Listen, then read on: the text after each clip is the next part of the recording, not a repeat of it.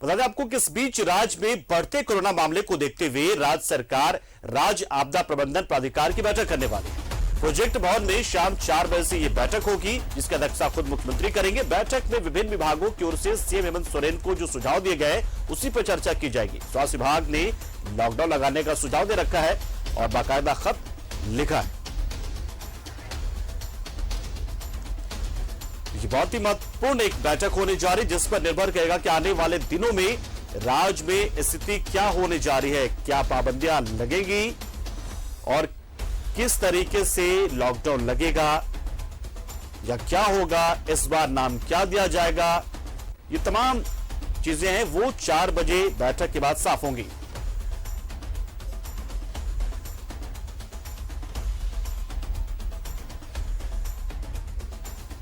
तो बहुत ही महत्वपूर्ण बैठक है और सबकी नजरें लगी हुई, क्योंकि जिस तरीके से कई राज्यों में अलग अलग स्वरूप के साथ इस लॉकडाउन को लगाने की शुरुआत की जा चुकी है, ऐसे में झारखंड में भी इसकी सुगबुगाहट सुनाई दे रही है। और इसी बात को लेकर कि क्या राज्य में लॉकडाउन की जरूरत है, इसी बात को लेकर मंथन होगा, चर्चा होगी शाम 4 बजे।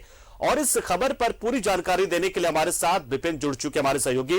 विपिन, क्या स्थिति फिलहाल है, बैठक क्या तय समय पर हो रही है और क्या क्या किस किस विभाग से सुझाव मिल चुके, कोई जानकारी मिल पाई है? देखिए 4 बजे समय निर्धारित है जब झारखंड राज्य आपदा प्रबंधन प्राधिकार की बैठक मुख्यमंत्री हेमंत सोरेन की अध्यक्षता में झारखंड मंत्रालय में होनी है।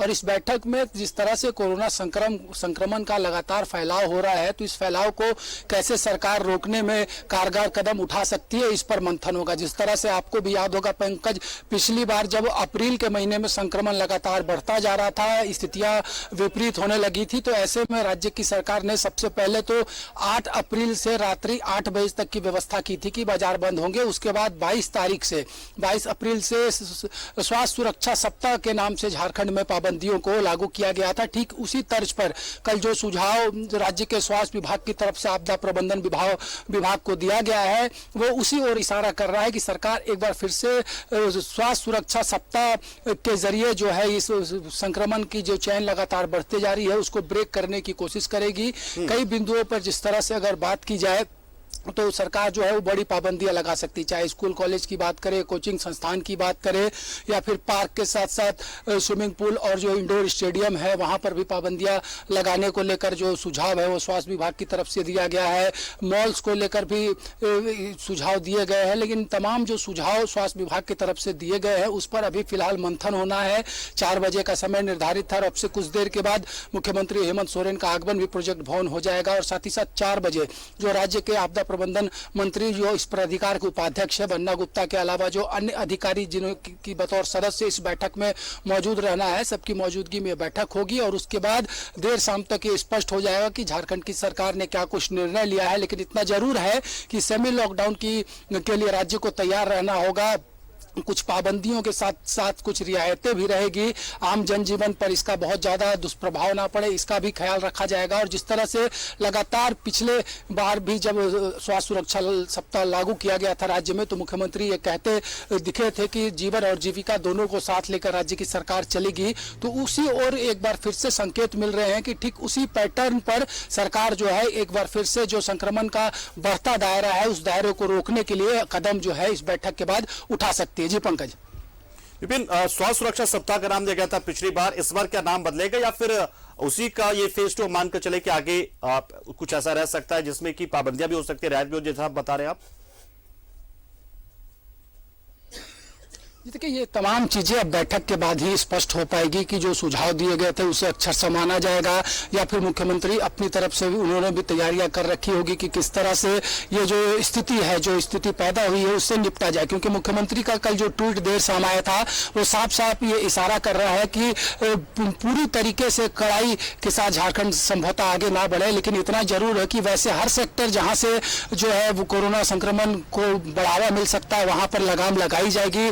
जो बड़ी गैदरिंग होती है उसको रोकने की कवायद होगी। और साथ ही साथ क्योंकि अभी न्यू ईयर की शुरुआत हुई है तो ऐसे में शुरुआती सप्ताह जो है लगातार वो विभिन्न पिकनिक स्पॉट्स पर भीड़ होते हैं, तो उस पिकनिक स्पॉट पर जो गैदरिंग है उसको रोकने को लेकर किस तरह से काम किया जा सके। और साथ ही साथ जो टेस्टिंग है, जिस तरह से कहा गया है कि 1 लाख टेस्ट पर प्रतिदिन करने का लक्ष्य सरकार ने रखा है। इसके अलावा 15 जनवरी तक सभी को दूसरा डोज भी कोरोना वैक्सीन का मिल सके, ये भी सुनिश्चित करना। और साथ ही साथ वैसे लोग जिन्हें 1 डोज भी अब तक कोरोना के टीके का नहीं मिला है उन्हें भी कम से कम पहला डोज दिया जा सके, इस चीज को लेकर भी लगातार गाइडलाइन जारी किए गए हैं।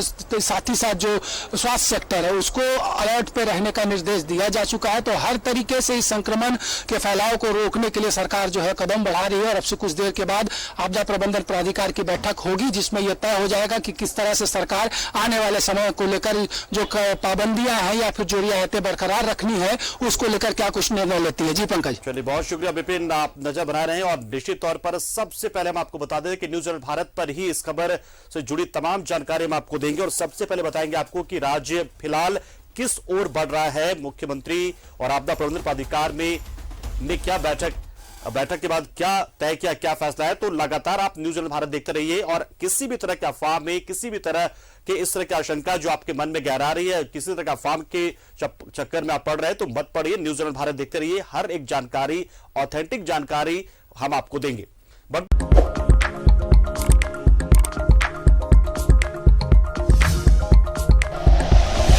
Like and share videos, subscribe करें हमारा चैनल और प्रेस करें बेल आइकॉन। न्यूज़ 11 भारत, सच है तो दिखेगा।